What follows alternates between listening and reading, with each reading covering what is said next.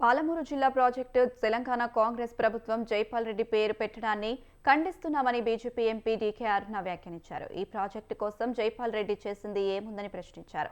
కావాలంటే నల్గొండ జిల్లాలో ప్రాజెక్టుకు జైపాల్ రెడ్డి పేరు పెట్టుకోవాలని సూచించారు. పాలమూరును సస్యశ్యామలం చేసేందుకు తన తండ్రి నర్సిరెడ్డి ఎంతో పోరాటాలు చేశారని తెలిపారు. చిట్టెం నర్సిరెడ్డి పేరు ప్రభుత్వానికి గుర్తు లేదా అని ప్రశ్నించారు.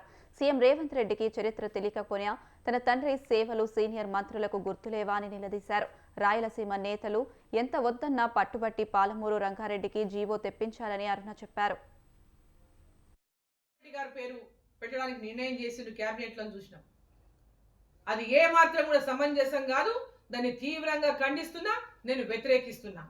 పాలమూరు ఎంపీగా ఈరోజు కనీసం మా కూడా కనీసం సమాచారం కూడా ఇవ్వకుండా మీరు స్వతంగా పాలమూరు రంగారెడ్డి ప్రాజెక్టుకు జైపాల్ రెడ్డి గారి పేరు, వారి పాత్ర ఏమున్నదని మీరు పెడుతున్నారని చెప్పి నేను ప్రశ్నిస్తున్నా. జిల్లా ఇరిగేషన్ ప్రాజెక్టులు అటు భీమా కానీ, నెట్టెంపాడు కానీ, కోయిలసాగర్ కానీ, పాలమూరు రంగారెడ్డి కానీ, వీటన్నిటి మీద కల్వకుర్తి కానీ అన్నిటి మీద పోరాటాలు చేసి ఆనాడు మా తండ్రి చిట్టెం